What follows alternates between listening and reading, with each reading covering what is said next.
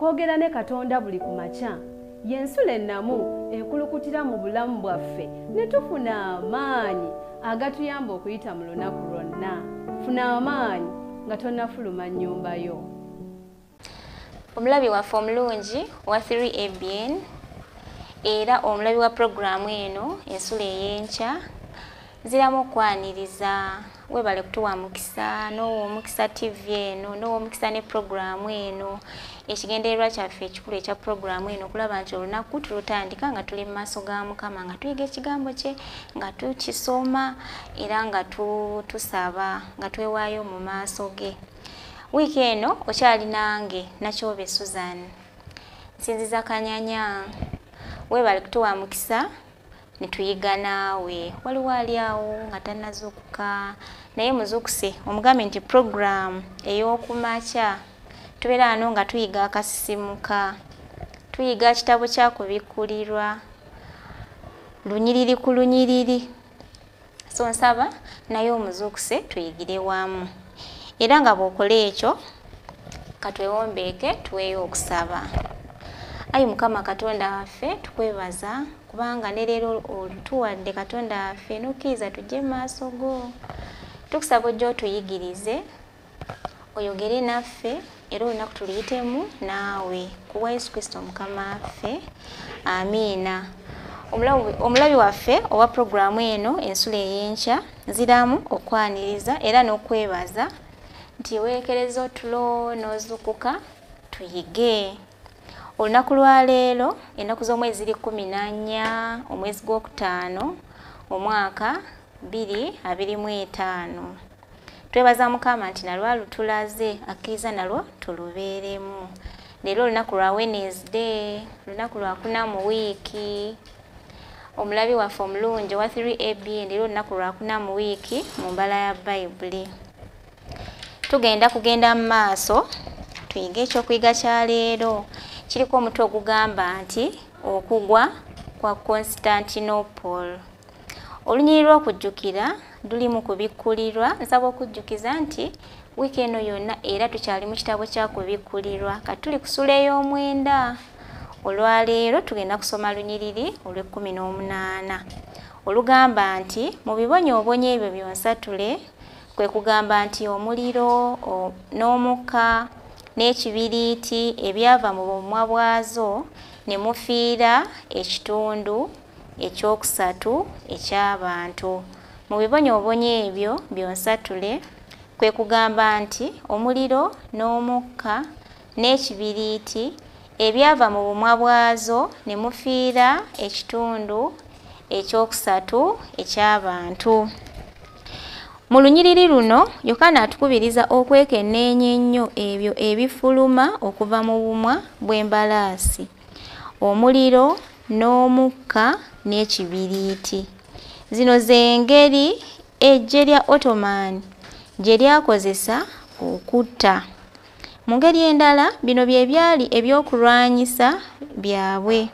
Kyakulwanyisa kya ngeri ki ekyakulembezebwa Abatuluuki nga bajja mu buyinza? Abachina abamanyiddwa olw'obuyiiya bwabwe bakiyita omuliro ogufumuuka ng'effumu. Ensangi zino kimanyiddwa nnyo ng'emmundu.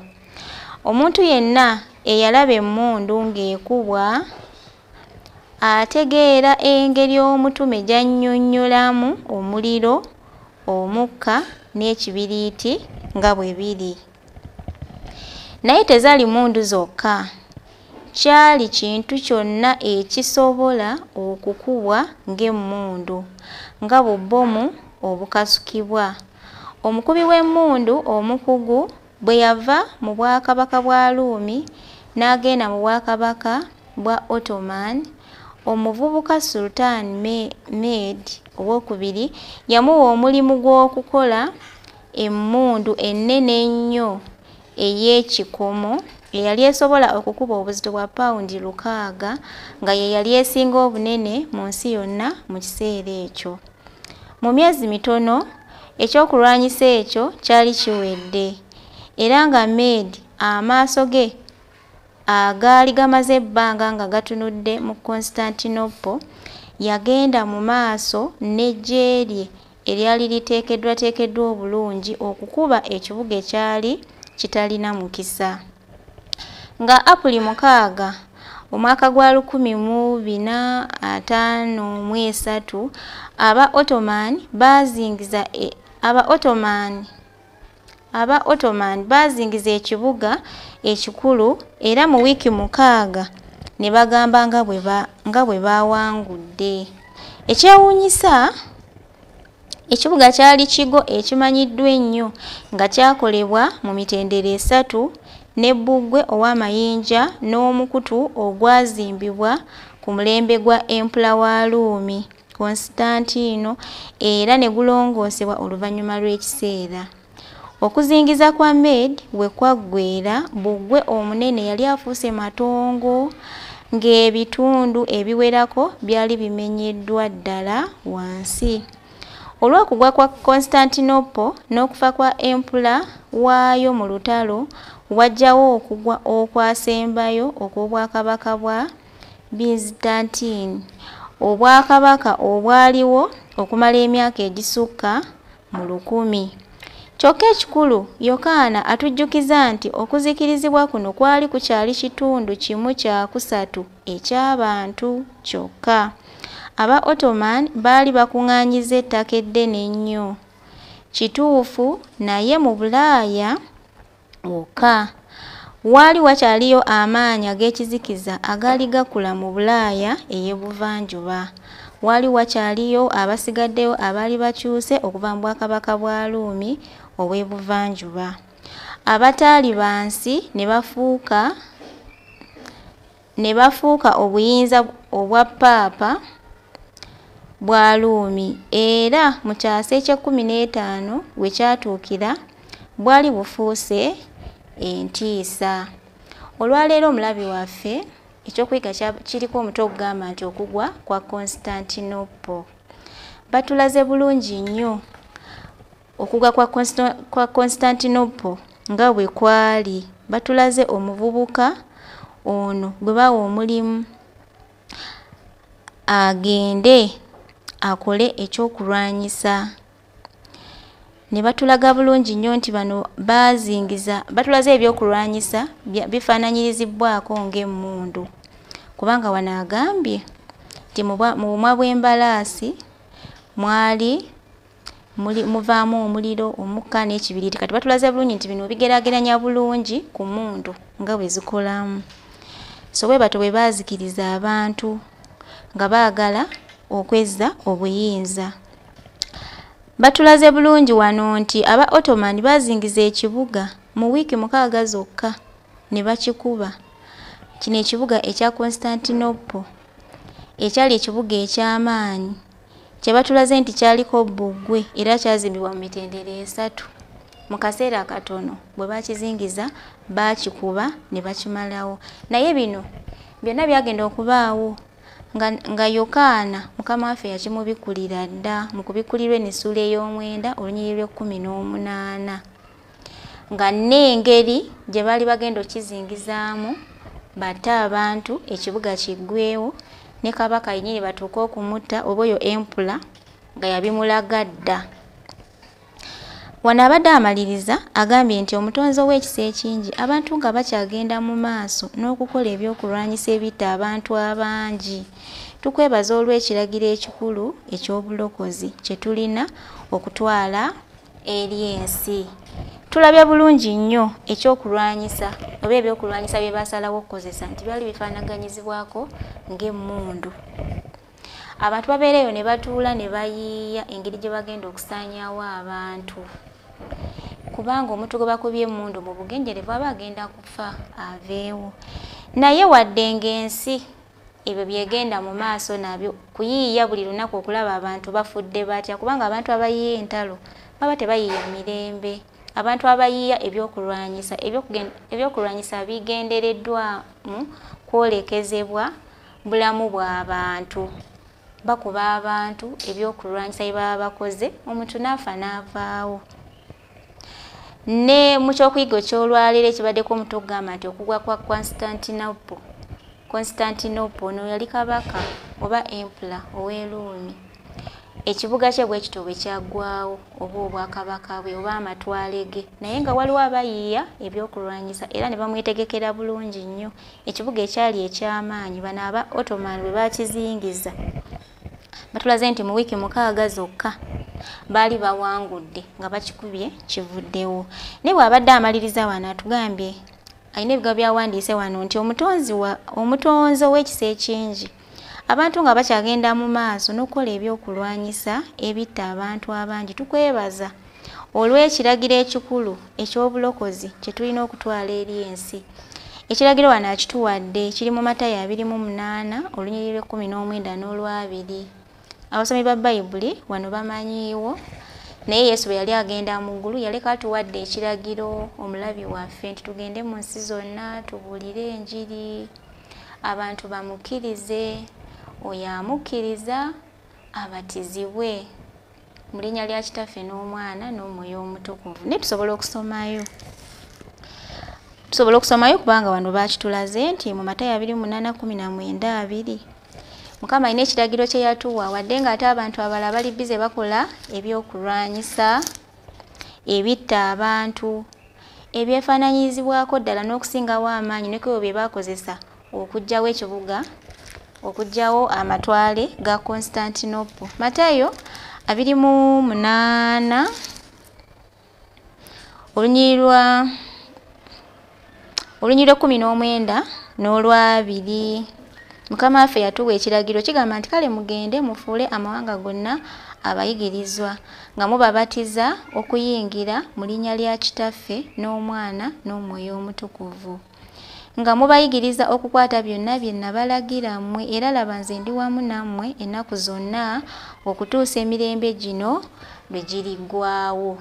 Ensi ng'eri bize oba abantu ababi nga bali bize bayiiya engeri y'okusaanyawo obulamu bw'abantu.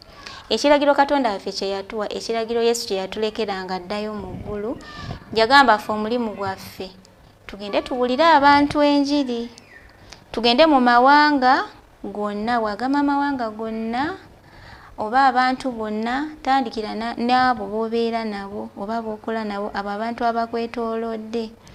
Ffe omulimu gwaffe omukulu kulaba nti abantu bategeera Mukama waffe mu kiseera kino, basobole okubatizibwa, basobole obutazikirira. Tulina okulaba nti abantu bategeera Mukama baleme kuzikirira nga Yesu akomyewo. Abala bayiiya kulaba nti babazikiriza bo olw'obulungi bwabwe oba olw'okufuna amaanyi, olw'okufuna ebitiibwa, olw'okufuna obukulembeze. Oli nayiiya ebyokulwanyisa alabe nti nno abantu bafa yasobola okuba obulungi oba asobola okufuga. Kati nga bano abaalumba ekibuga kino abaalumba amatwale gano aga Constantinople ne gamala ne gasaanirawo ddala bano aba Ottoman Empire. Bwe batyo bwe baakola. Ate n'olwaleero weekiri eri abantu abatula wansi ng'omulimu gwe kuyiiya kulaba nti abantu bafa yabeere bulungi oba olw'ebigendererwa bye eby'enjawulo. Naye Mukama waffe ekiragiro kye yatulekera kulaba nti abantu tubabuulira enjiri baleme kuzikirira. Tetulina kubanga abo abeenoonyeza ebyabwe ng'ate bazikiriza abantu. Kale ekiragiro kigamba tugende tufuule abantu bonna, tufuule amawanga gonna abayigirizwa nga mubabatiza okuyingira mu linnya lya Kitaffe n'Omwana n'Omwoyo Omutukuvu, nga mubayigiriza okukwata byonna bye yatulagira. Era tusuubiza nti ye ali wamu naffe ennaku zonna okutuusa emirembe gino lwe giriggwaawo. Abooluganda, omulimu gwaffe omukulu Mukama waffe gwe yatulekera nga tuyita mu lunaku lwa leero, nga tutandika olunaku lwa leero olwa Wednesday, kufaayo eri bannaffe abo okusinga ennyo abatannategeera Mukama waffe bawone okuzikirira okubalindiridde singa baba tebamutegedde, kubanga Mukama yatusuubiza nti ali wamu naffe. Nsaba Mukama abawe omukisa. Mwebale nnyo okulonda okulaba 3ABN ate n'okutandika olunaku mu pulogulaamu yaffe eno ey'okumakya ey'ensulo ey'enkya. Nsigadde nze Nakyobe Susan. Mbagaliza olunaku olulungi. Nsaba awo wooli gwabadde azukuse n'abadde tannazukuka n'abadde akyali eyo ng'ayagala azukuke. Ffenna we tuli twewombeeke tusabe. Katonda waffe omulungi tukwebaza Mukama kubanga n'olwaleero olutuwadde. Weebale nnyo Mukama okutuyigiriza. Weebale nnyo okutuwa obulamu. Weebale nnyo olw'omulabi wa 3ABN era olw'omulabi wa programu eno ensula ey'enkya. Katonda waffe olunaku leero nga lukedde tukusaba obeere wamu naffe. Tuyize nti abantu bangi Mukama batuula eyo ne bateesa ku ngeri y'okukolamu ebyokulwanyisa ebimalawo obulamu bw'abaana b'abantu olw'ebigendererwa byabwe ayi Katonda. Tuyize kuba Ottoman engeri gye bakolamu ebyokulwanyisa bye wali wayolesa edda Yokaana ne bagenda ne basaanyaawo amatwale ga Constantinople. Mukama byonna nga wabiraba dda ate n'olwaleero bwekityo weekiri ng'abantu batuula eyo ne bayiye okukola ebyokulwanyisa ebikambwe Mukama okusaanyaawo obulamu bw'abaana bo. Naye ate waleka otuwadde ekiragiro titugende abantu tubabuulire enjiri era tubayigirize byonna bye watugamba bye balina okukwata era n'otusuubiza nti ojja kubeera wamu naffe. Ayi Katonda tusaba otuwe okukola omulimu ogwo abantu baleme kuzikirira, tukolerere okulaba nti bannaffe tebazikirira. Tuleme kubeera nga abalala abakola ebyokulwanyisa okuzikiriza abantu bo olw'ebigendererwa byabwe ebibi. Mukama ffe tuwa omutima ogulaba nti abantu tebazikirira wabula tuwangula nabo ensi eno. Abalabi baffe aba 3ABN abali ku programu eno Mukama ffenna tugenda okukola n'abantu abalala n'ab'enganda zaabwe bonna abamu bagenda kusigala awaka. Buli omu alina ebigenda okumutwala mu lunaku lwa leero Mukama bonna mbasabidde obukuumi bwo ayi Katonda. Babeere balamu bafune ebyokulya n'ebyokunywa n'ebyokwambala. Balina bye beetaaga bingi Mukama byonna obimanyi kubanga ozo otuyigiriza mu wiiki eno okuva lwe yatandika nti otumanyi ayi Katonda. Ezo zonna ensonga nsaba ozikoleko. Abazuukuse bambi nga tebali bulungi nga balwadde nga balina ebizibu ebibatuuseeko Mukama byonna bikoleko. Waliwo abazuukuse n'amawulire amabi nga baafiiriddwa Mukama bonna tubasabira. Waliwo abafiiriddwa abantu baabwe, waliwo abafiiriddwa ebintu byabwe, waliwo abantu abalina obuzibu obw'enjawulo, waliwo abalumbiddwa, ababbi. Ayi Mukama Katonda bonna ekisa kyo kibatuukeko. Buli omu okole ku nsonga ze, buli omu okole ku bwetaavu bwe Mukama. Kyensinga okusaba ffenna oteeketeekera obwakabaka bwo ayi Katonda bw'oba okomyewo tuleme kuzikirira wabula tuwangule ensi eno. Era n'abo Mukama abatuula eyo ne balowooza okukola ebyokulwanyisa okulaba nti bo batuuka mu buyinza nabo tubasabira Mukama kubanga gwe basobola baleme kukola bwe batyo. Baleme kuyiiya kulaba nti abantu bazikirira. Ayi Katonda nabo bakutegeere. Kyetusinga okusaba ffenna oteeketeekera obwakabaka bwo kuwa Yesu Kristo Mukama waffe. Amiina. Mbeebaza olw'okuba nti olunaku tulutandise ffenna, neebaza akadde ke muwaddeyo ne tuyigira wamu. Mbagaiza olunaku olungi Mukama abakuume. Nsigadde nze Nakyobe Susan. Okwogera ne Katonda buli ku makya y'ensula ennamu ekulukutira mu bulamu bwaffe ne tufuna amaanyi agatuyamba okuyita mu lunaku lwonna. Funa amaanyi nga tonnafuluma nnyumba yo.